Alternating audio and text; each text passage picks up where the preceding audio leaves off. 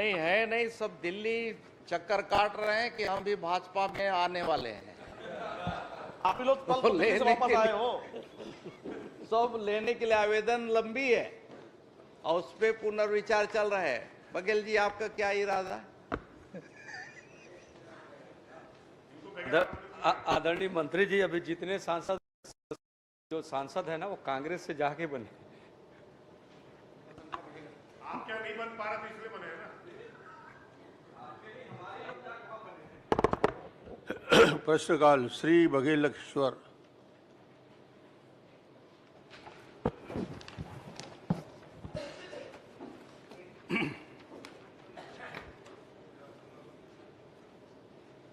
अध्यक्ष महोदय, माननीय मुख्यमंत्री से बस्तर विधानसभा क्षेत्र अंतर्गत गौण खनिज के द्वारा डीएमएफ के तहत प्राप्त राशि के संबंध में पूछा था, लेकिन जो उत्तर आया है ये जानकारी गलत है।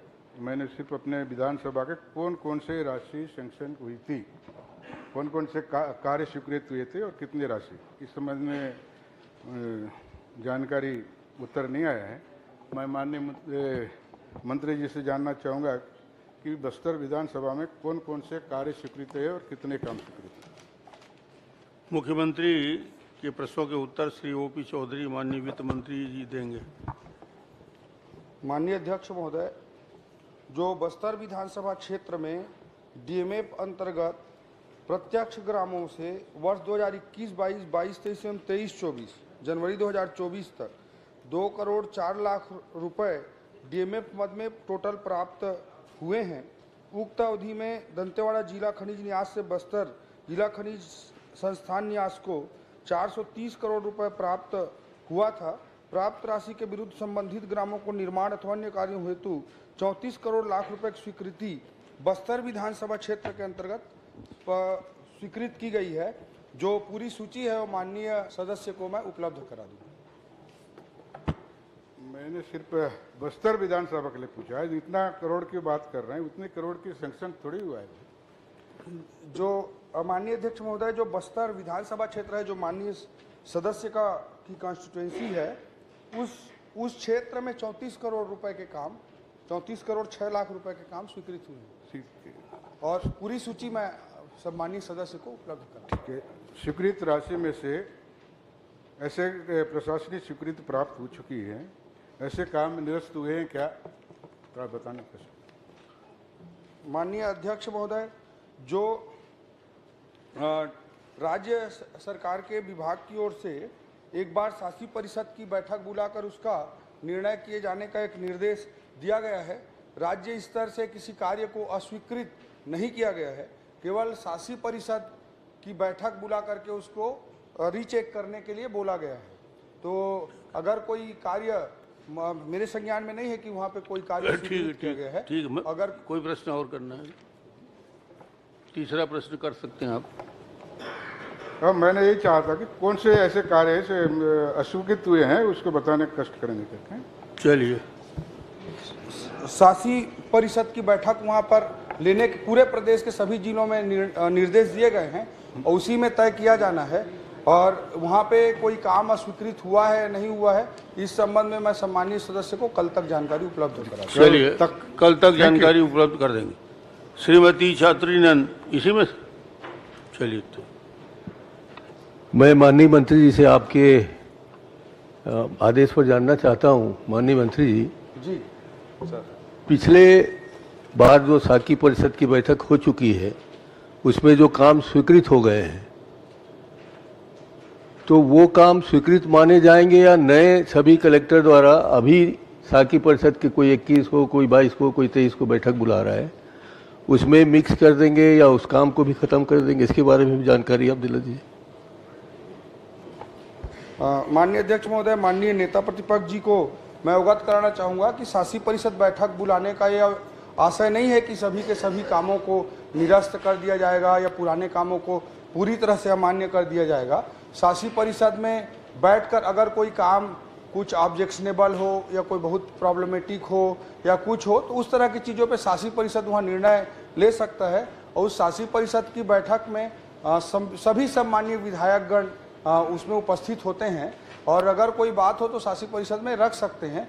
और जो शासी परिषद की अभी बैठकें हो रही हैं वो आगामी कार्य योजनाओं की दृष्टि से हो रही हैं और जो बेसिक गाइडलाइन है उसी के अनुरूप उसमें डिवीजन की हेल्थ में कितना, एजुकेशन में कितना, प्राथमिकता वाले सेक्टर में कितना, इसको मूल रूप से तय करने के लिए अभी की शासी परिषद की बैठकें हो रही हैं ताकि अभी जो और राशि आई है और भविष्य में लगातार आ रही है उसको भविष्य में और स्वीकृत करके विकास कार्यों को बढ़ावा दिया जा सके, ये उद्देश्य है। अप्रारंभ जो कार्य है उसका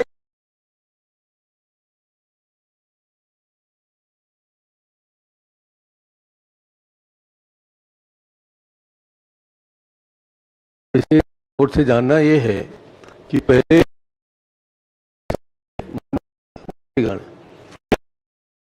मानने कार्य करना कर दे पर किसको शिकायत किया जाए,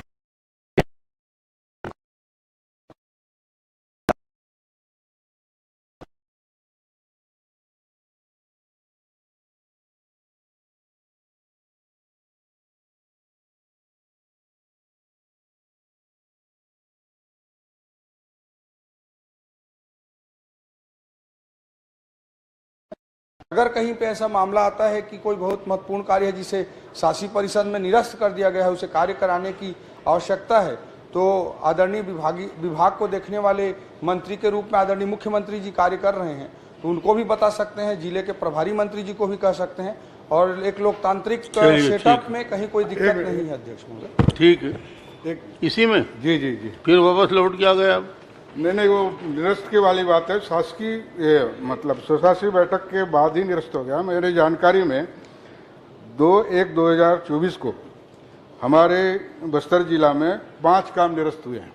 बैठक तो नहीं, कलेक्टर स्वयं निर्णय लेके बैठक निरस्त किया उसको। आप कह रहे हैं कि बैठक के 50 समीक्षक 50 उसका निरस्त होगी, लेकिन कलेक्टर के द्वारा ये 6 काम जो अपने स्टाफ डेम वगैरह का काम बनता है, सिंचाई से योजना से संबंधित है, उन कार्य को 4 करोड़ 61 लाख रुपए का काम स्वीकृत था, उसको मतलब सितंबर में स्वीकृत था, उसको 2/1/2024 को निरस्त किया। माननीय अध्यक्ष महोदय, अगर कलेक्टर ने निरस्त किया भी होगा तो उसे शासी परिषद में अनुमोदन लेना अनिवार्य है। शासी परिषद में अनुमोदन लेंगे तभी वास्तव में वो निरस्त की श्रेणी में आएगा।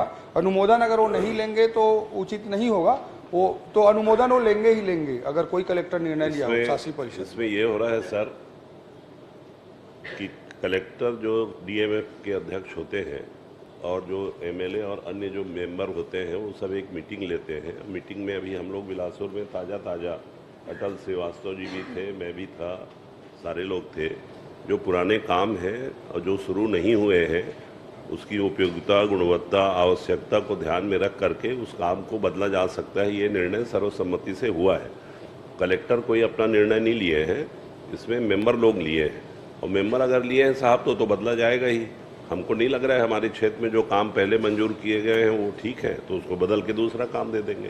काम तो कलेक्टर को ही देंगे, मंजूरी कलेक्टर देंगे, निर्णय उसमें हम लोग करेंगे। ठीक, चलिए तो ये आखिरी पूछ लीजिए, आप भी पूछ लीजिए। चलो, माननीय अध्यक्ष के माध्यम से मैं माननीय मंत्री महोदय से पूछना चाहता हूं कि शासकीय परिषद में जब प्रस्ताव पारित होंगे, एक्शन प्लान तैयार होगा, तो कितना % सदस्यों का सुझाव या प्रस्ताव से सम्मिलित होंगे?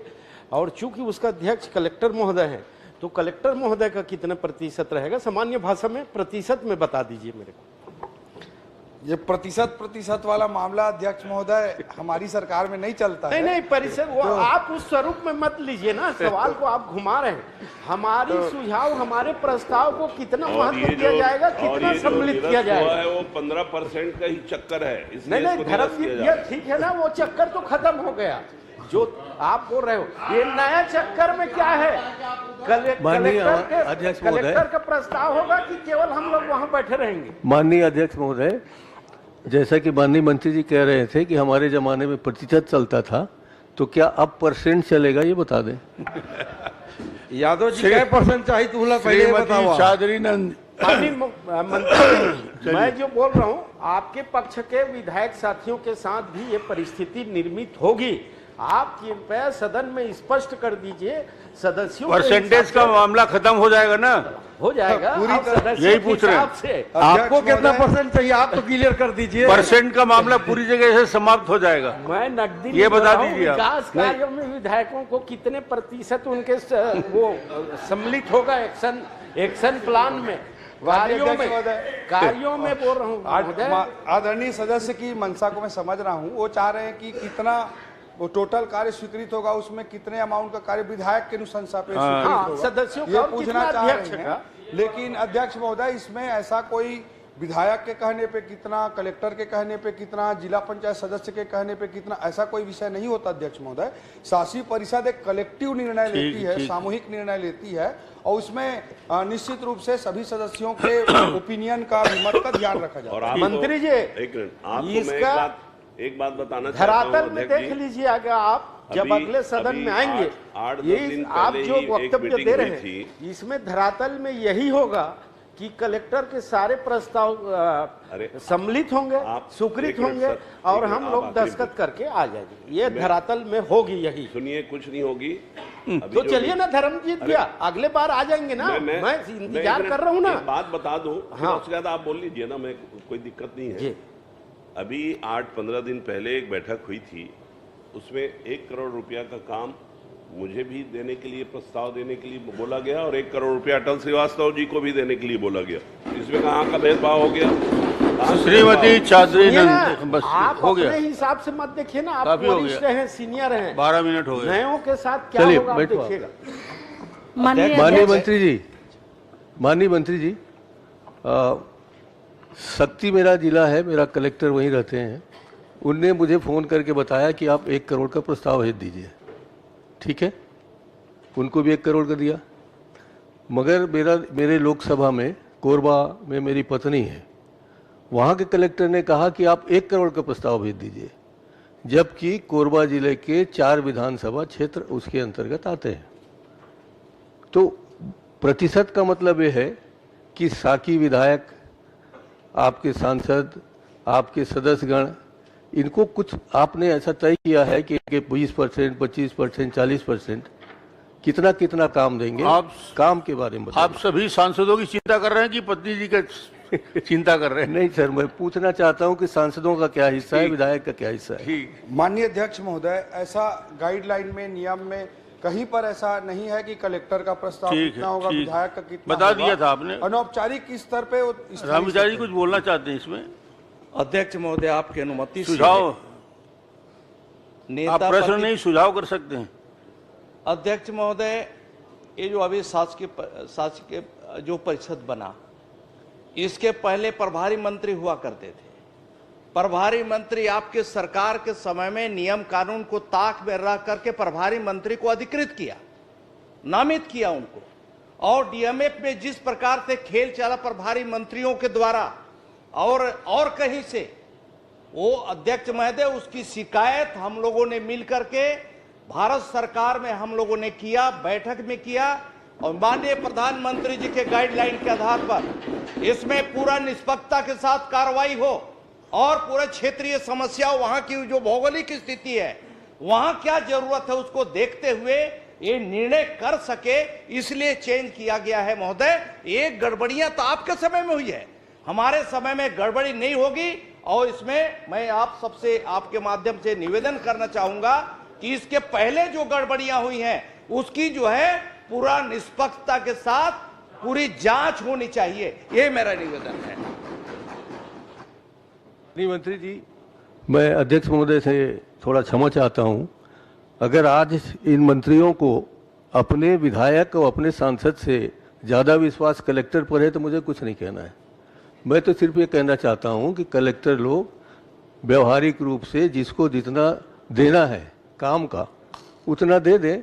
बाकी आप जांच करवा लीजिए, पूरे 5 साल के हमारे पास जितने भी हैं, फिर हम 15 साल का जांच कराएंगे। चलिए ठीक। छत्री जी।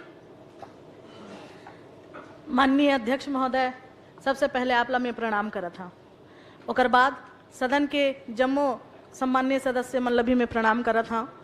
माननीय अध्यक्ष महोदय, मैं माननीय मंत्री जी ला ये पूछना चाहता हूँ या माननीय मंत्री जी के द्वारा जो मोर सवाल के जवाब दे गए हैं, ये मैं जानकारी दे हवे कि साल 2020-21 में 36 राइस मिलर्स, 2020-21-22 में 63 राइस मिलर्स और साल 22-23 में 34 राइस मिलर्स मन धान उठाव के पश्चात अनुपातिक रूप से चावल जमा नहीं करे हमें। तो मैं माननीय मंत्री महोदय से पूछना चाहता हूं कि ये 3 साल में कुल कतकी मीट्रिक टन चावल जमा नहीं करे गए हवे और निर्धारित समय के बावजूद चावल जमा नहीं करे या ये मिलर्स मन के ऊपर में का कार्रवाई करे गए हवे, मैं जानना चाहता। चलिए। माननीय अध्यक्ष महोदय, ये राइस मिलर जो है ये सन 21-22 में 7.44 टन 36 मिलरों के द्वारा, जिसका कीमत होता है 2,63,000। 21-22 में अध्यक्ष महोदय 1.41 टन 63 राइस मिलरों के द्वारा, इसका कीमत होता है 48,121 रुपये। 22-23 में माननीय अध्यक्ष महोदय 1.12 टन, इसका कीमत होता है 48,034 राइस मिलरों के द्वारा। माननीय अध्यक्ष में बहुत थोड़ा मात्रा था, इसके एवज में हमने उन राइस मिलरों के ऊपर हमने कार्रवाई किया है। माननीय अध्यक्ष महोदय, बिल की राशि से वसूली कर लिया गया है। माननीय अध्यक्ष महोदय, चलिए ठीक। माननीय अध्यक्ष महोदय, माननीय मंत्री महोदय बताइए कि छत्तीसगढ़ कस्टम मिलिंग उपार्जन आदेश 2016 के तहत कार्रवाई करे गई है, लेकिन मैं ये जानना चाहता हूं कि असने राइस मिलर्स के ऊपर में का आवश्यक वस्तु अधिनियम 1955 के तहत कार्रवाई करेगी से, और अगर कार्रवाई नहीं करेगी से तो का बर नहीं करेगी से मैं जानना चाहता हूं।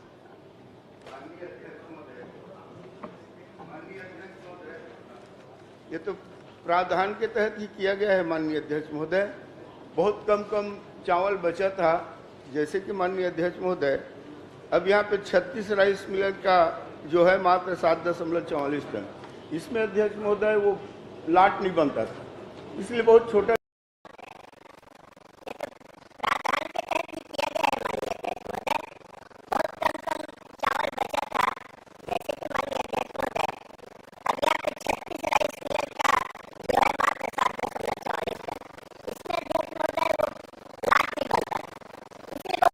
खाद्य एवं मंडी विभाग के अधिकारी मन के द्वारा मेसर्स राजवंश एसोसिएशन बागबाहरा और messrs Lakshmi rice industries Bagbahra के जांच करेगी।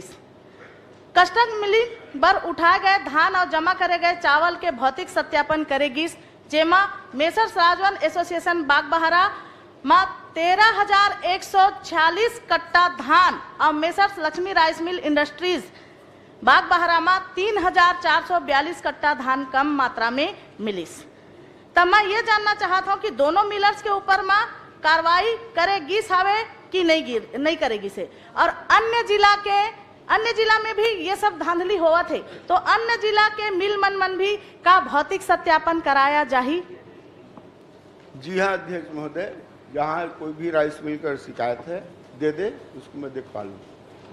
दूसर माननीय अध्यक्ष महोदय, दूसर राज्य से आए धान चावल लग खपाए के खेल चलत हवे, बड़े पैमाने में ये खेल लग खेलत है मिलर्स मन मिल करके, और ये मन के मिली भगत से ये काम चलत है। मोर विधानसभा में अभी 28 प्रकरण बने हैं, जेमा 1060 क्विंटल धान जब्त करे गए हवे।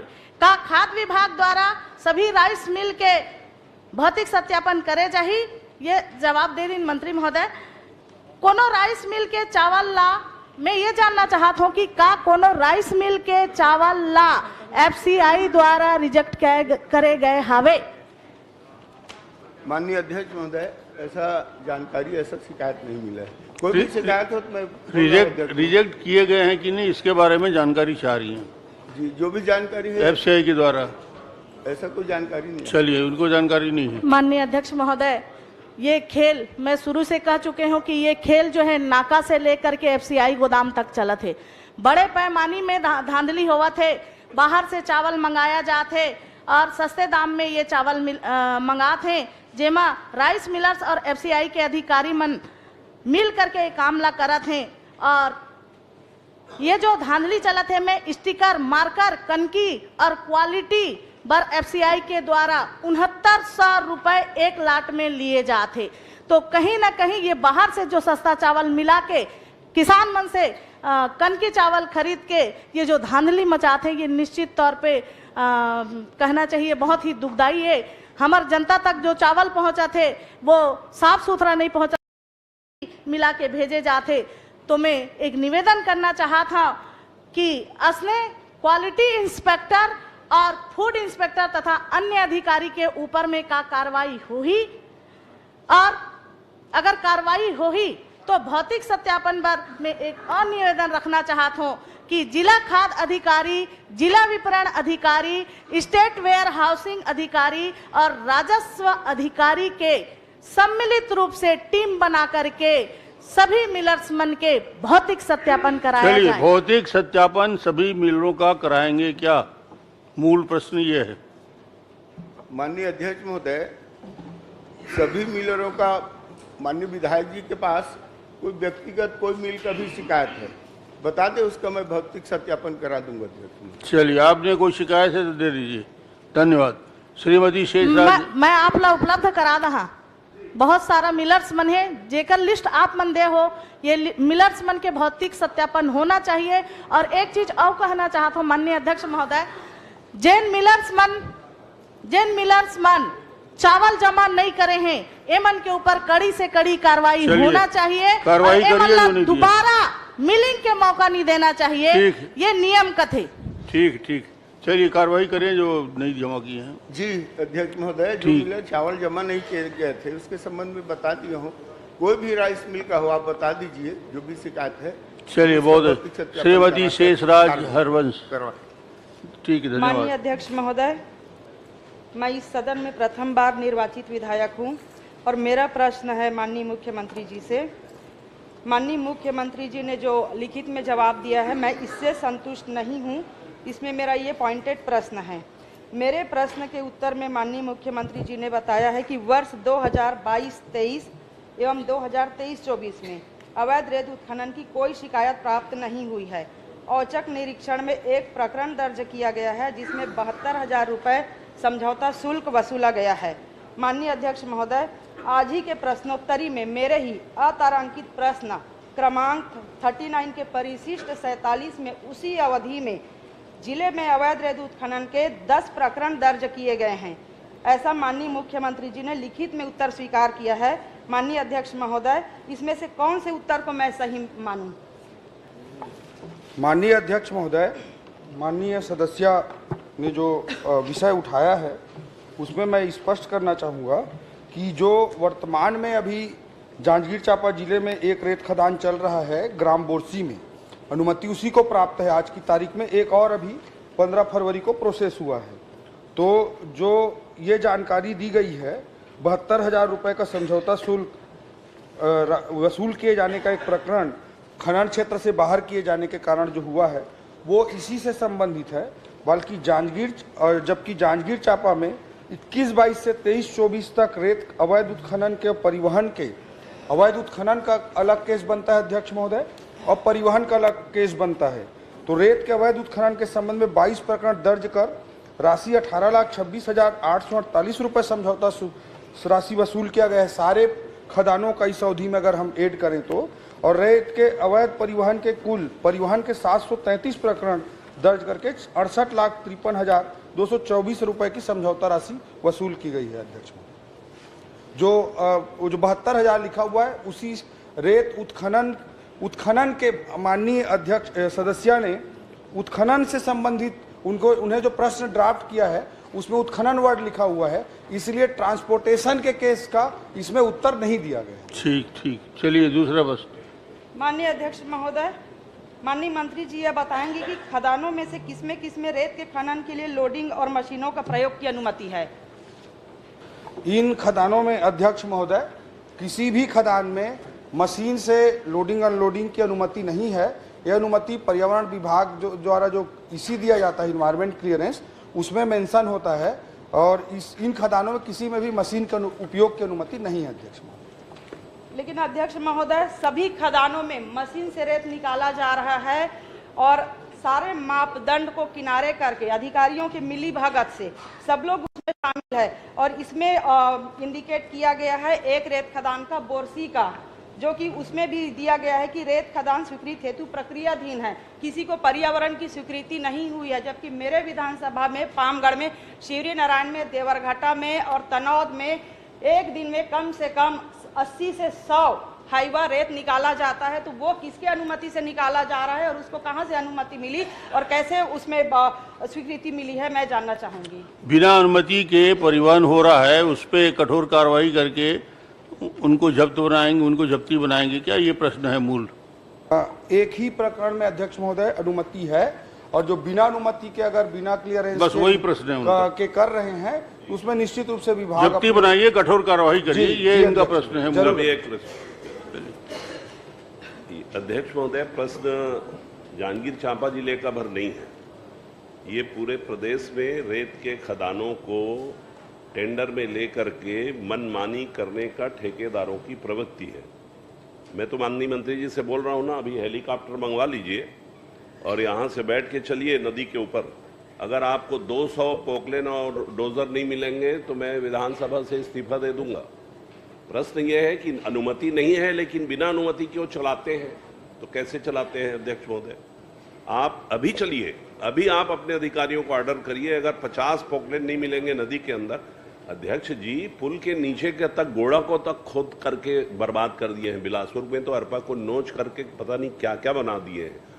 तो माननीय मंत्री जी, आप इसमें विभाग के अधिकारियों को स्पष्ट निर्देश देंगे क्या कि 15 दिन तक लगातार मुहिम चला करके पोकलेन जब्त करें? 15 दिन उनका बिजनेस तो बंद होगा ना, मैनुअल करना पड़ता है एक। और दूसरा, आपसे मैं एक प्रश्न ये पूछना चाहता हूँ कि क्या प्रदेश की जनता पर आप कृपा करने के बारे में विचार करेंगे कि ये रेत वेत का ठेका करके तमाम बाहुबलियों को इस व्यापार को करने से रोकिए और ग्राम पंचायत के हमारे सरपंचों को जैसे पहली व्यवस्था थी वैसा दे दीजिए। अच्छा होगा, बुरा होगा, लेकिन कम से कम ये बाहुबली और जो तहसीलदार को दौड़ा देते हैं, फॉरेस्ट वालों को पीटते मारते हैं या खनिज वालों को तंग करते हैं, इस तरीके की घटना नहीं होगी। तो आप 15 दिन तक के हर घाट पे रोज चेकिंग करवाएंगे क्या? एक। और दूसरा, क्या आप विचार करेंगे कि इस प्रकार के इस ठेके को निरस्त कर दें? 200-250 करोड़ रुपये से ज़्यादा आता नहीं, पर तमाशा पूरा होता है अध्यक्ष महोदय। अब पिछली सरकार में अध्यक्ष महोदय मैं एक बात बताना चाहता हूं, बलरामपुर में रायबरेली के एक नेता को भेजा गया और ये कहा गया कि ठेकेदार ए है लेकिन ये बी उसमें 50% पार्टनर रहेगा। डायरेक्ट फोन मंत्रालय से जाता था और ये बिल्कुल सच बात है। एक जगह और इसी तरीके से नेता भेजे गए। तो ये सब जो विकृतियां हैं उसको दूर करिए भाई। अब वही जवाब आप देंगे अगर वही सरकारी लिखा पढ़ी में नहीं, नियम में नहीं है, वहां कोई जब्ती नहीं हुआ है। 70,000 में लाओ ना, 70,000 लेते जाना, मैं रोज जाके उल्लंघन करके रेत निकालूंगा। क्या करोगे आप? ये कोई हल थोड़ी हुआ है। आप हल निकालिए, रेत के माफियाओं पर शिकंजा कसिए और इस प्रदेश की जनता को रेत उपलब्ध हो और रेत माफियाओं की दादागिरी खत्म कर दीजिए। ये आपसे मेरा निवेदन है। अध्यक्ष महोदय, रेत खदान जांजगीर चांपा के विषय पे यहाँ पे चर्चा चल रहा है। शेषराज दीदी ने यहाँ पे प्रश्न उठाया। निश्चित रूप से अभी रेत के विषय में नवापारा, अमोंदा और पीथमपुर गाड़ापाली की सड़क बन रही है। दिन पे काम नहीं होता, एक तरफ दिन को सड़क बनाते हैं और रात को बड़ी बड़ी हाईवा उस सड़क को खराब कर रही है। तो आग्रह है कि तत्काल इस पर रोक लगा। एक भी खदान स्वीकृत नहीं है, पर क्यों सड़क पे बड़े बड़े हाईवा चल रहे हैं और पोकलैंड के माध्यम से? तो कृपा करके अतिशीघ्र अध्यक्ष महोदय, 2021-22 से 23-24 तक रेत के अवैध उत्खनन के टोटल प्रदेश में 555 प्रकरण दर्ज कर 3 करोड़ 23 लाख रुपए की राशि, अवैध परिवहन में 9,789 प्रकरण दर्ज कर 16 करोड़ 65 लाख रुपए की राशि वसूल की गई है। माननीय सदस्य महोदयों ने अवगत कराया है, चाहे वो शेषराज हरवंश जी हों, चाहे धर्मजीत जी हों, चाहे व्यास कश्यप जी हों, हमारे मंत्री जी भी खुद इस पूरी प्रक्रिया से आदरणीय रामविचार जी भी त्रस्त रहे हैं। अध्यक्ष महोदय, जैसा कि आदरणीय सदस्य ने कहा है कि आगामी 15 दिन तक कठोर कार्रवाई की जाए, जो गलत कर रहे हैं उसको विभाग के जितने स्टाफ हैं, जितना फ्लाइंग स्क्वाड है, उसका पूरा प्रयोग करते हुए आगामी 15 दिन 20 दिन लगातार हम लोग अच्छे से कार्रवाई सुनिश्चित करेंगे। एक पूरा पखवाड़ा चलाइए जी, और जैसे धर्मजीत जो बोल रहे हैं कठोर कार्रवाई पूरे छत्तीसगढ़ में हो और उनको सीधा संदेश होना चाहिए, इस प्रकार का अवैध काम नहीं होगा। आपने जवाब ठीक दिया। रिकेश सेन जी, माननीय अध्यक्ष महोदय, आपका इतना सुंदर जवाब आ गया, इतना बड़ा जवाब आ गया, अभी दिनांक 17/2/2024 को पूरा जवाब दे दिए। के ग्राम देवरघाटा कमरीद में अवैध रेत के परिवहन कर रहे एक ट्रैक्टर से कुचल के 16 वर्षीय छात्रा बता दिए ना सब। चंचल केवट की मौत हो गई। वो स्कूल जा रही थी परीक्षा दिलाने। चलिए ठीक। माननीय मंत्री जी से मैं मांग करती हूँ उसके लिए क्षतिपूर्ति की यही से घोषणा। चलिए रिकेश जी। माननीय अध्यक्ष महोदय, पहले तो धन्यवाद देना चाहता हूं क्योंकि मेरा दूसरा प्रश्न और मैं पहले ही बार प्रश्न के लिए मैं खड़ा हुआ हूं, इसके लिए आपको बहुत बहुत धन्यवाद। चलिए बधाई हो आपको। धन्यवाद। और बधाई मैं इस देश के प्रधानमंत्री नरेंद्र मोदी जी को देना चाहता हूं कि मेरे समाज से भारत रत्न जननायक कर्पूरी ठाकुर जी को उन्होंने भारत रत्न दिया है। इस सदन से मैं धन्यवाद देना चाहता हूं। और दूसरा कि पूरे भारतवर्ष में पहला विधायक हूं जो सेन नाई समाज से 6 दशक के बाद इस सदन में पहुंचा हूं, उसके लिए मैं आपको बधाई देते हैं। हम लोग भी आपको बधाई दे रहे हैं। हम आपका स्वागत पूरे करते देश में हैं। एक ठाकुर अध्यक्ष जी, चुनकर मैं मंत्री जी से एक बार फाइनली ये जानना चाहता हूं कि क्या इस रेत के ठेके के बारे में सरकार विचार करेगी और इसी प्रकार का या तो चलते रहेगा या इस पर आप कुछ करने वाले हैं, ये बताइए। माननीय अध्यक्ष महोदय, जो माननीय सदस्य की का कंसर्न है कि बाहुबली लोग इसमें शामिल हो गए हैं, पहले की सरकार में ग्राम पंचायतों के माध्यम से अच्छा से चलता था, तो रेत की व्यवस्था में पूरा कैसे सुधार हो, इसके लिए निश्चित रूप से विभाग विचार करेगा और उचित निर्णय लेगा। अध्यक्ष महोदय जी, बहुत जल्द। अध्यक्ष महोदय जी, माननीय अध्यक्ष महोदय, अध्यक्ष महोदय जी, अध्यक्ष महोदय, एक नेता जी पहली बार ये प्रश्न पूछ रहे हैं, अभी प्रश्न शुरू नहीं किया है। पहली बार वो शेषराज जी ने पूछा है, उसने एक बात आपको याद दिलाई है कि एक 16 साल की बच्ची उसी गलत परिवहन में दब के मर गई है, तो क्या आप उसको क्षतिपूर्ति दिलाएंगे, उसकी घोषणा कर दीजिए। माननीय अध्यक्ष महोदय, नियमानुसार जो बेस्ट मदद हो सकता है वो तो हम सुनिश्चित करेंगे ही, और नियम से इतर स्वेच्छानुदान आदि के माध्यम से हम उचित निर्णय लेवाने का प्रयास। ठीक है जी, प्रश्न करिए। माननीय अध्यक्ष महोदय, मैं आपके माध्यम से मंत्री जी से जानना चाहता हूं, जनवरी 2021 से दिनांक 15 जनवरी 2024 तक सरगुजा संभाग अंतर्गत जिला सरगुजा, बलरामपुर, रामानुजगंज एवं सूरजपुर में रेत के अवैध खनन एवं परिवहन के कितने प्रकरण दर्ज हैं? रेत के अवैध उत्खनन एवं परिवहन के 10 प्रकरण में क्या कार्रवाई की गई है? जिलेवार मैंने इसकी जानकारी चाहिए। माननीय अध्यक्ष महोदय, जनवरी 2021 से 15 जनवरी 2024 तक सरगुजा संभाग अंतर्गत जिला 3 जिलों का जिक्र माननीय सदस्य ने किया है। सरगुजा जिला, बलरामपुर, रामानुजगंज जिला एवं सूरजपुर जिला, इन 3 जिलों में रेत के अवैध उत्खनन के 12 मामले दर्ज हुए हैं। उत्खनन के और परिवहन के अलग अलग मामले दर्ज होते हैं अध्यक्ष महोदय। उत्खनन के 12 मामले और अवैध परिवहन के 652 प्रकरण दर्ज हुए हैं। और जो पूरा डिटेल है जिला वाइज, उसकी सूची माननीय उनको जिलेवार से नहीं। माननीय अध्यक्ष महोदय, अगर अवैध परिवहन में कार्रवाई की गई है तो वाहन में अवैध जो खनिज जब्त किया गया है उसे कहां कहां रखा गया है? और क्या यह सही है कि थाना रामचंद्रपुर, थाना सनावल अंतर्गत रेत माफिया द्वारा डंप किया गया है?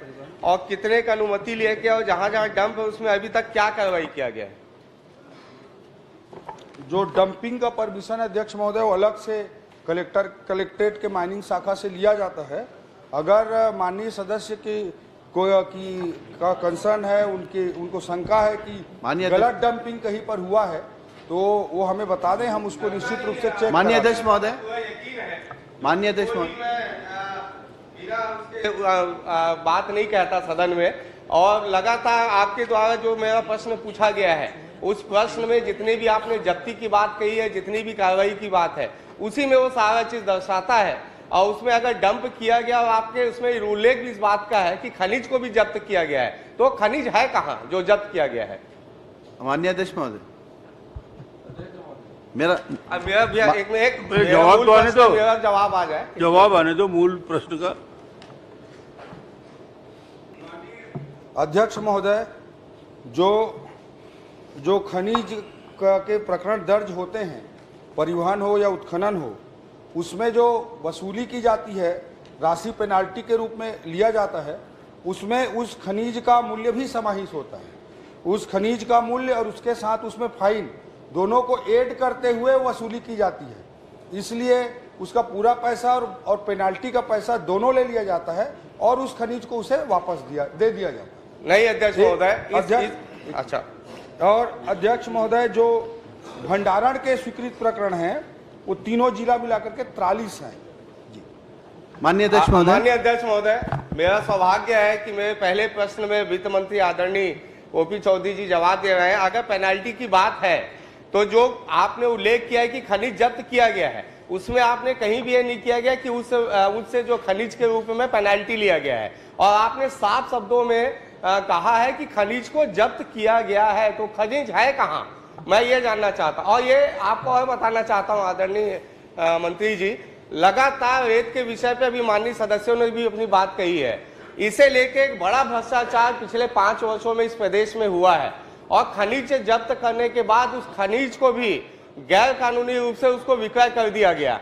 तो इसलिए मेरे प्रश्न की चिंता बड़ा आवश्यक है, क्योंकि ये विष्णुदेव जी की सरकार है और इस सरकार में मुझे पूरा यकीन है रेत खनन जैसे अवैध कार्य नहीं होंगे, और उसमें जिस प्रकार से खनिज की जो अवैध बिक्री हो रही है वो भी नहीं होगी। इसलिए मुझे जवाब इसका अवश्य चाहिए।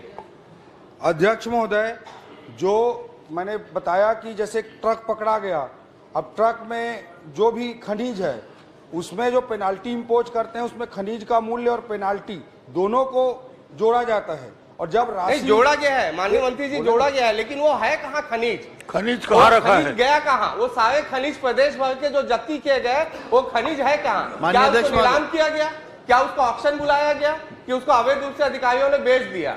उसे अध्यक्ष महोदय, यही मैं रखना चाह रहा हूँ, उस खनिज को वापस जो अवैध उत्खनन या परिवहन कर रहा होता है उसी को दे दिया जाता है, लेकिन पेनाल्टी भी उससे वसूली जाती है, उस खनिज का मूल्य भी वसूला जाता है, और जब राशि जमा हो जाती है तभी उसको छोड़ा जाता है, वाहन को और खनिज को उसको। लेकिन आपके दस्तावेज में कहीं भी नहीं दिखाया जा रहा है कि उसको वापिस उसको दे दिया गया या बेच दिया गया।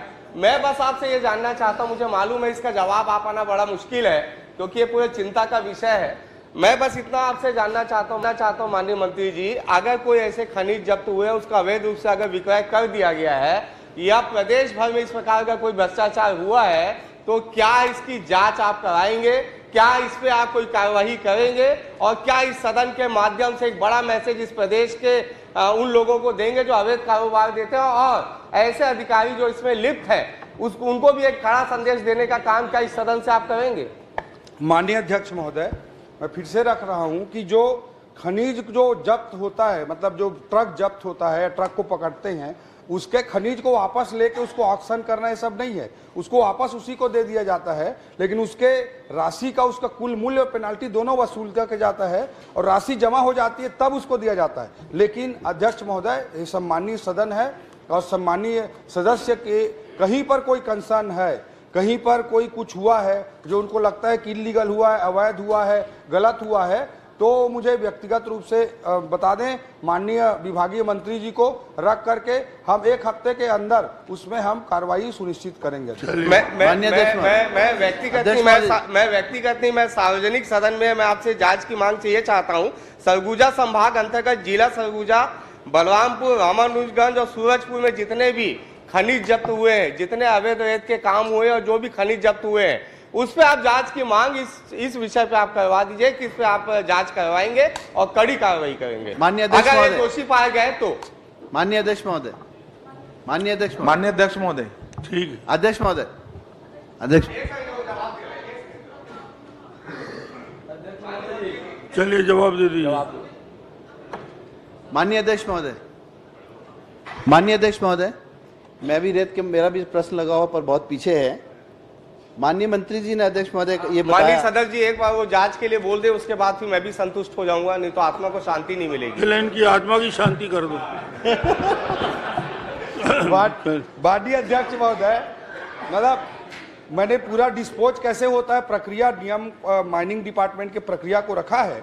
माननीय सदस्य को कोई भी विषय है तो उसको सदन के समक्ष रखना चाहे सदन के समक्ष रख दें, डिपार्टमेंट के रूप में बताना चाहे डिपार्टमेंट के रूप में रख दें, कहाँ पे गड़बड़ उसकी सूची पूरे मैं दे दिया सरगुजा संभाग के अंतर्गत मैं चाह रहा हूँ उसकी जांच हो जाए। दीजिए, जांच कर लेंगे। सूची आप दे दें, हम माननीय अध्यक्ष इंद्र शाह मंडावी जी। माननीय अध्यक्ष महोदय, अध्यक्ष महोदय, रेत वाला हो गया। नहीं आपके प्रश्न आएगा देखेंगे। अध्यक्ष महोदय, रेत में बहुत हो गया। वो सर बिलासपुर का कोई मामला है, अरपा का कुछ अरपा का मामला है अध्यक्ष महोदय। कहाँ सरगुजा से अरपा आ गया प्रश्न? विधायक, चलिए एक छोटा प्रश्न कर लीजिए। माननीय अध्यक्ष महोदय, माननीय अध्यक्ष महोदय, भैया सब आपने जवाब आप प्रश्न लगाइए ना, प्रश्न लगाइए। माननीय अध्यक्ष महोदय, उन्होंने जवाब में बताया कि 12 अवैध उत्खनन के केस रजिस्टर्ड किए गए और 652 प्रकरण में अवैध परिवहन। ये अवैध उत्खनन और अवैध परिवहन क्या है, इसको थोड़ा सा क्लैरिफाई करेंगे, क्योंकि जब सरकार जो खदानें दे रही है, जिनको लीज पर दे रही है, जिनकी एनजीटी की परमिशन है, तो ये और सरकार कहीं पर डंप करने की भी परमिशन दे रही है, लाइसेंस दे रही है कि आप रेत डंप कर सकते हैं। तो ये अवैध परिवहन के नाम पर जो छोटे छोटे किसानों को परेशान किया जा रहा है, उनसे अवैध वसूली की जा रही है। गांव-गांव में, गांव अपने पंचायत के कामों के लिए अगर एक ट्रैक्टर निकालता है तो उसको 10,000 रुपए फाइन हो रहा है। तो इस नाम से जो अवैध वसूली का कारोबार अधिकारियों द्वारा किया गया, इस पर आपका क्या बात है? अवैध उत्खनन और अवैध परिवहन, इसको क्लैरिफाई करें। और इसके नाम पर सिपाही से लेकर 108 का ड्राइवर तक वसूली कर रहा है और परेशान हो रहा है आम किसान जिसके पास एक ट्रैक्टर है। इसके लिए आप क्या व्यवस्था देंगे अध्यक्ष महोदय, मैं जानना चाहता हूँ। चलिए आप जवाब दीजिए। माननीय अध्यक्ष महोदय, सम्मानीय सदस्य ने जो कंसर्न रखे हैं वो थोड़े दूसरे साइड में, अभी तक जितना डिबेट चल रहा था उसमें, तो उन्होंने पहला चीज तो रखा है कि उत्खनन और परिवहन दोनों के केस के डिफरेंस करने की बात कही है। तो जैसे उत्खनन जो बिना लीज के कहीं पे खोदा जा रहा हो अध्यक्ष महोदय, कोई जेसीबी लगा हो, डंपर लगा हो और वहाँ लीज ही नहीं है, वहाँ का इन्वायरमेंट क्लियरेंस नहीं है, वहाँ पे खोदा जा रहा है, या जो क्षेत्र निर्धारित किया गया है भौगोलिक रूप से ज्योग्राफिकल, उससे बाहर खोदा जा रहा है, वो अवैध उत्खनन के प्रकरण बनते हैं उसमें अध्यक्ष महोदय। और कोई ट्रक चल रहा है, कोई डंपर चल रहा है और वो बिना रॉयल्टी के चल रहा है, बिना रॉयल्टी के चल रहा है, तो उसको जब सड़क पे पकड़ते हैं तो अवैध परिवहन का प्रकरण उसमें दर्ज होता है अध्यक्ष महोदय। टेक्निकली दोनों में थोड़ा ये डिफरेंस है। बाकी अध्यक्ष महोदय, माननीय सदस्य ने जो सेकंड कंसर्न रखा है कि छोटे छोटे ट्रैक्टर वाले या जो भी लोग हैं वो उनको प्रताड़ित ना किया जाए, निश्चित रूप से अध्यक्ष महोदय दोनों विषयों पर हम ध्यान रखेंगे कि एक और गलत करने वाले बड़े बड़े बाहुबली माफिया लोगों पर कार्रवाई हो। ये विष्णुदेव साय जी की सरकार अध्यक्ष महोदय, कोई बाहुबली नहीं बचने वाला, ये हम सुनिश्चित करेंगे। और दूसरी ओर छोटे छोटे ट्रैक्टर वाले हैं जो अवैध, उनको भी नहीं करना है, लेकिन ग्राम पंचायत के लिए मान लीजिए कोई रेती ग्राम पंचायत के काम के लिए ले जा रहा है, कोई स्थानीय उपयोग के लिए ले जा रहा है, माइनिंग नियमों में इस तरह के स्थानीय उपयोग के लिए जो छूट के नियम है उसमें कोई कर रहा है, उसको अनावश्यक रूप से जाके कोई तंग करेगा, वो भी हम नहीं होने देंगे। माननीय अध्यक्ष महोदय, अध्यक्ष महोदय मेरा निवेदन है। माननीय अध्यक्ष महोदय, बिलासपुर जिले में एक भी मुरुम की खदान विधिवत तौर पर नीलामी पे नहीं है और पिछले 5 सालों से सरकारी कामों में मुरुम की सप्लाई हो रही है।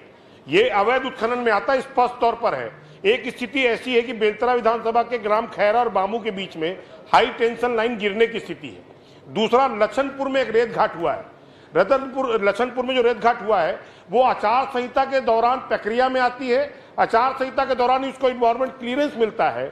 6 बजे से 6 बजे तक का उत्खनन का मामला है, वो भी लेबर से कराना है। वो पोकलेन में खुदाई हो रही है, अवैध भंडारण हो रहा है, जिस पर आज दिनांक तक कोई कार्रवाई सुनिश्चित नहीं हुई है।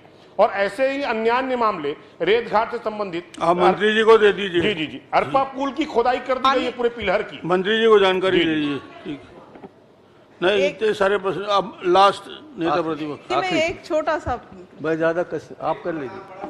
चलिए रेत आप भी पूछ लो। माननीय अध्यक्ष महोदय, कई ऐसे इलाके हैं जहाँ पे रेत खदान लीज पे नहीं दिया गया है, जिसके कारण से बहुत सारी दिक्कतें आ रही, जैसे कोंडागांव जिले का ही मामला है। और आए दिन रोज ट्रैक्टर और ट्रक छोटे छोटे कामों के लिए, प्रधानमंत्री आवास के लिए हो या अन्य कार्यों के लिए भी ले जाए जाते हैं, उन्हें पकड़ा जाता है। अधिकारियों से सीधा ये कहा जा रहा है कि हमारा क्या कर लोगे, ट्रांसफर ही कराओगे और क्या करोगे। तो नियम में कलेक्टरों को निर्देशित करेंगे क्या, कहाँ जहाँ जहाँ पे इस तरह की समस्या आ रही तत्काल लीज दिया जाए ताकि लोगों को सुविधा। सुझाव है, ये भी जल्दी से लीज कर दीजिए। निश्चित रूप से अध्यक्ष महोदय, कई इम्पोर्टेंट कंसर्न सदन में आए हैं, जैसे कि छोटे गांव वालों को गांव में छोटे छोटे यूज के लिए क्या करना है। तो गांव वालों को खुद के उपयोग के लिए मान लीजिए कोई घर बना रहा है, कोई प्रधानमंत्री आवास योजना का घर जो अभी बनने चालू हो गए, 5 साल तक नहीं बन पा रहे थे अध्यक्ष महोदय, वो चालू हो गए हैं। तो इस तरह के जो उपयोग हैं उसके लिए उपयोग कर सकते हैं, उनको कोई नहीं। क्या प्रधानमंत्री आवास के लिए उनको निःशुल्क रेत ले जाने की अनुमति आपने दे दिया है? विभाग इसके लिए तैयारी कर रहा है। अध्यक्ष महोदय, ग्राम यदि कर दिया है तो इसकी घोषणा कर दीजिए आप, बहुत बड़ी बात हो जाएगी। 18 लाख आवास बनने वाले हैं, उनको रेत ले जाने की अनुमति दी जाएगी। यदि आप सहमत हैं तो आज बोल दीजिए। अध्यक्ष महोदय, छोटे ट्रैक्टर से ग्राम पंचायतों में प्रधानमंत्री आवास योजना के लिए जो भी रेत की जरूरत होगी उसके लिए हम लोग निःशुल्क रूप से उनको उपलब्ध कराएंगे। बहुत बड़ी बात होगी। अब आखिरी प्रश्न नेताजी का। मैं धन्यवाद देता हूं आदरणीय अध्यक्ष महोदय, आपने जो प्रधानमंत्री आवास के लिए मुफ्त रेत की व्यवस्था की है उसके लिए माननीय मंत्री जी को। ये प्रश्न नहीं है मगर एक सोचने की बात है। पूरा सदन रेत के नाम से परेशान है, तो क्या रेत से तेल निकलता है? और यदि हाँ तो 1 टन रेत से कितना तेल निकलता है बता दीजिए। बहुत अच्छा प्रश्न। इंद्र साहब मंडावी जी। माननीय अध्यक्ष महोदय, ये महिला बाल विकास कितना तेल निकल रहा है उसको तो बता देते कम से कम। रेत से तेल, कहा शराब से तेल, चावल से तेल, कोयला से तेल निकालने के वैज्ञानिक। अरे धर्मजीत जी, रेत से तेल कहाँ निकल रहा है वो स्थान बता देंगे तो मालूम हो जाएगा। यहीं बैठे हैं साहब। चलिए रायपुर में छोड़िए अब इसको। झारखंड में भी बताने गए थे कैसे निकलेगा। इसकी चर्चा बंद करिए। माननीय अध्यक्ष महोदय, बड़े बड़े विशेषज्ञ बैठे हुए हैं। झारखंड में तो बाटलिंग प्लांट देखने के विजिट के लिए गए थे। अभी उठा रहे हैं ना, अब 5 साल आप लोगों को करना नहीं है, ये 5 साल वही काम किए हैं। और सही बात ये है कि माननीय अध्यक्ष महोदय, मैं माननीय महिला बाल विकास मंत्री जी से कि अधिकारी प्रश्न किया था, उसका उत्तर तो मिला है मेरे को। पिटाई हुआ है 5 साल से काफी और उसके कारण में सब ये मामला बहुत सारे सुझाव आ गए। तो रेत का अब नया प्रश्न आने दीजिए। रेत का तेल निकालने वाले के ऊपर अब शिकंजा कसने का समय। इसमें 67 आंगनबाड़ी केंद्र जर्जर है। और आपको विदित है महोदय कि मोहला मानपुर में रहने के लिए घर नहीं है। हालांकि 18 लाख आवास बनेंगे तो चल जाएगा अभी। तो वहां पे आंगनबाड़ी केंद्र संचालित करने के लिए बहुत ज्यादा परेशानी हो रही है, पर अभी मनरेगा से उसको पास कर लिए हैं, बता रहे हैं आज। प्रश्न कर लीजिए जी। तो आज मैं एक दूसरा क्वेश्चन कर रहा हूं महोदय। आंगनबाड़ियों में 1 साल से वहां पे आंगनबाड़ी कार्यकर्ता और सहायिका की पोस्टिंग नहीं हुई है, तो इसकी पोस्टिंग कब तक कर देंगे? चलिए बताइए। अध्यक्ष महोदय, रही बात आंगनबाड़ी कार्यकर्ता की, तो अगर वहां आवेदन गया होगा, आवेदन जमा हो गए, साल भर हो गए, अभी तक कार्रवाई नहीं हुई है। चलिए, इसमें विभागीय अधिकारियों को जो परियोजना तय करता है उनसे बातचीत करके मैं उसको जल्द ही करवाती हूँ। चलिए, हाँ, जल्दी आदेशित करने की कृपा करें जी। फूल सिंह राठिया जी। हाँ अध्यक्ष महोदय, रामपुर विधानसभा क्षेत्र जिला कलेक्टर को वर्ष 2022-23-24 15 जनवरी 2024 तक कितने जनप्रतिनिधि ने शिकायत की और कितने आवेदन का निराकरण हुआ, ये जानना चाहता हूँ मंत्री महोदय। अध्यक्ष महोदय, रामपुर विधानसभा क्षेत्र में जिला कलेक्टर कोरबा को प्रश्नावधि में 2 जनप्रतिनिधियों से कुल 8 आवेदन शिकायतों के प्राप्त हुए हैं। उनमें से 7 आवेदनों का निराकरण किया जा चुका है और 1 का निराकरण शेष। अध्यक्ष और कोई प्रश्न? अध्यक्ष महोदय, कोई आवेदन का निराकरण नहीं हुआ है अभी तक। जो भैंसमा बाजार में खुद शिकायत किया था, साप्ताहिक बाजार है, उसमें आज तक कोई कार्रवाई नहीं किया गया है। और अपना सड़क बुंदिया से आप चाहते क्या है, चाहते क्या हैं आप? जी सर मैं क्षमा चाहता हूँ, ये पहली बार सदस्य बने, थोड़ा उनका प्रश्न आ जाएगा। अध्यक्ष महोदय, आप चाहते क्या है बता दीजिए बस। तो साप्ताहिक बाजार में सुबह 7 बजे से 6 बजे तक भारी वाहन को माने नो एंट्री दिया जाए। ठीक है, बताइए मंत्री जी। अध्यक्ष महोदय, जो ये डिटेल है 8 आवेदनों का और उनके निराकरण का, वो तो मैं माननीय सदस्य को उपलब्ध करा ही दूंगा। इसमें वो विषय नहीं है जिसका उल्लेख कर रहे हैं। उनका जो कंसर्न है अध्यक्ष महोदय, उसमें निश्चित रूप से हम कार्रवाई सुनिश्चित करेंगे माननीय सदस्य के बात के अनुसार। नेता जी, मंत्री जी, आप उनको या मुझको ये भी बता दीजिएगा कि वो 2 साहिबान कौन हैं जिन्होंने कलेक्टर के पास शिकायत की है, जो जनप्रतिनिधि, और एक निराकरण के लिए बच गया है, वो कौन सा कार्य है, कौन सी शिकायत है जिसका निराकरण 5 सालों में नहीं हो पाया, वो भी बता दीजिएगा। अध्यक्ष महोदय, जो 2 जनप्रतिनिधि जिन्होंने ये सारे विषय रखे हैं, उनमें ननकीराम कंवर जी हैं और पूर्व विधायक आदरणीय श्यामलाल कंवर जी हैं। चलिए हो गया। जो विषय पेंडिंग है वो उसका डिटेल मैं माननीय सदस्य नेता प्रतिपक्ष आदरणीय नेता प्रतिपक्ष जी को। इंद्र कुमार साहू जी। मंत्री महोदय जी, मैं जानना चाहता हूँ, मैं खुद शिकायत किया हूँ अपना रिजदी चौक से बरबसपुर तक जो राखड़ रोड में पड़ा है, कई बहुत शिकायत माने एक्सीडेंट हो रहे हैं, जनहानि हो रहा है। इसका माने मुझे कोई आवेदन प्राप्त नहीं हुआ है, न आवेदन में दिया था, सूचना नहीं दिया गया है। माननीय अध्यक्ष महोदय, जो डिटेल प्राप्त हुए हैं कलेक्ट्रेट में, उसका डिटेल यहाँ पे भेजा गया है।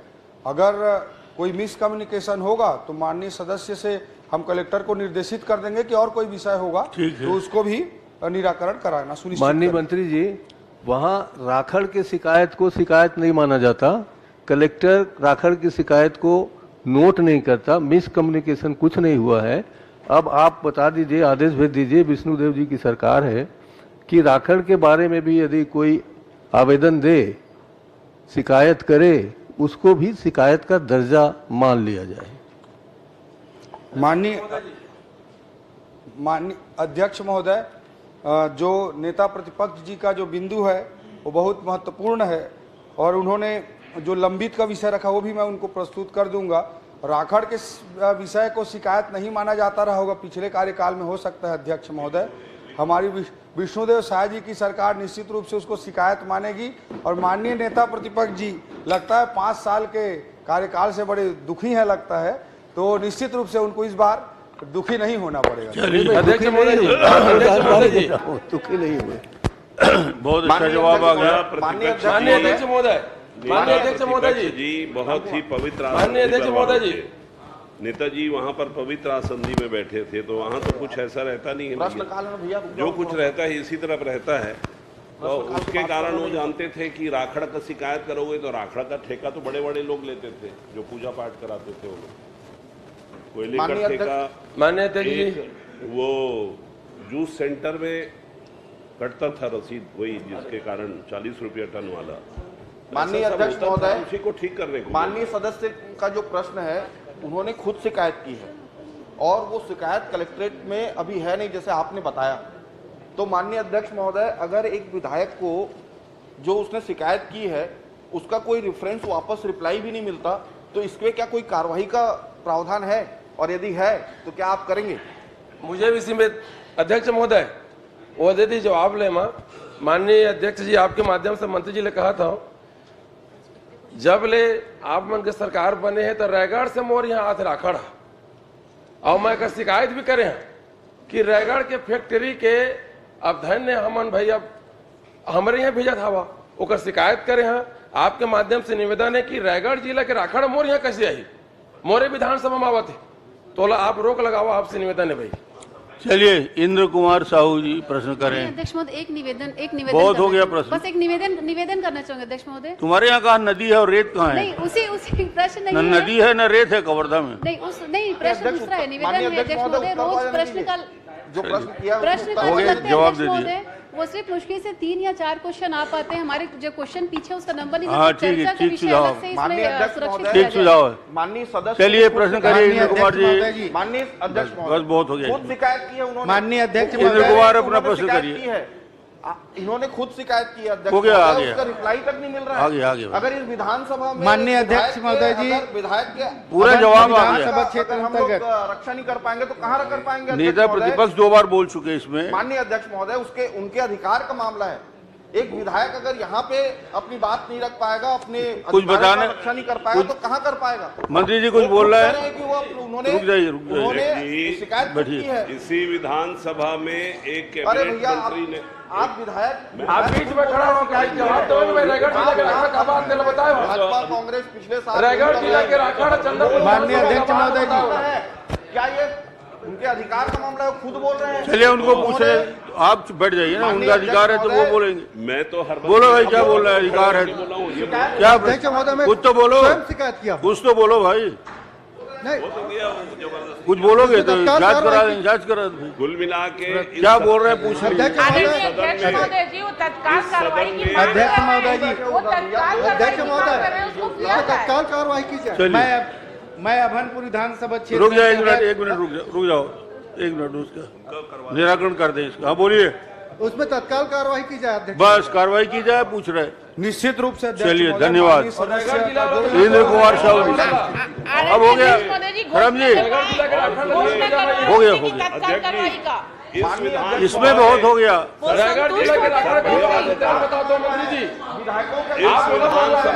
अध्यक्ष महोदय यही बैठे सदन में ये घोषणा की कि अधिकारी को निलंबित किया जाता है।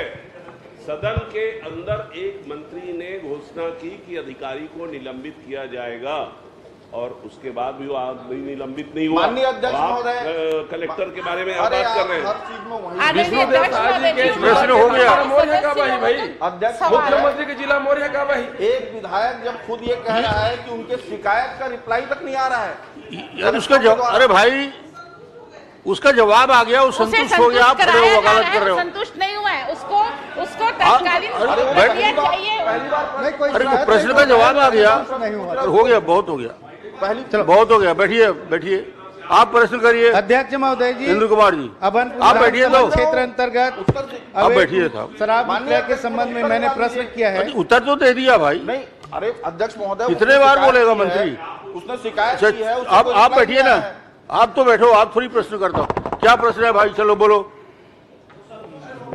वो संतुष्ट हो गया 4 बार, आप खड़े करते हो। आज तक रिप्लाई बोलिए प्रश्न बताइए आप, क्या प्रश्न है? आप साफ साफ बताइए। आप बैठिए। राखड़ के संबंध में अध्यक्ष महोदय। बस ठीक है, बता दीजिए मंत्री जी। जी अध्यक्ष महोदय, जो भी माननीय सदस्य का विषय है उसको निश्चित रूप से देखवा लिया जाएगा। चलिए ठीक और है। उस पर कार्रवाई सुनिश्चित की जाएगी। बहुत अच्छा, जो नियम अनुसार। इंद्र कुमार साहू जी। अध्यक्ष महोदय जी, अभनपुर विधानसभा क्षेत्र अंतर्गत अवैध शराब विक्रय के संबंध में मैंने जानकारी चाहा है, जिसमें जनवरी 2019 से 23 के मध्य लगभग 5 वर्षों में जो जानकारी दिया गया है उससे मैं संतुष्ट नहीं हूँ। 19-20 में केवल एक ही अवैध शराब विक्रय के संबंध में दिया है और 20-21 में 4, 21-22 में 1 और 22-23 में 11 और 23-24 दिसंबर तक 34 प्रकरण अवैध शराब बिक्री वालों का। मगर यहाँ प्रतिदिन अवैध शराब बिक्री का 67-68 प्रकरण दर्ज हो रहा है और इसमें जो गलत जानकारी दिया गया है, तो मैं आपके माध्यम से चाहूँगा कि इतनी कम संख्या की जो जानकारी दिया गया है, या तो इससे विभाग की उदासीनता दर्शाता है या तो फिर इस मामले की क्या कार्रवाई। समय खत्म हो रहा है, प्रश्न कर लो जल्दी। मैं इसमें कार्रवाई चाहता हूं कि इतने कम जानकारी कैसे। प्रश्न करके बैठ जाइए। अध्यक्ष महोदय, जो पुलिस द्वारा अभनपुर विधानसभा क्षेत्र में प्रश्नकाल समाप्त।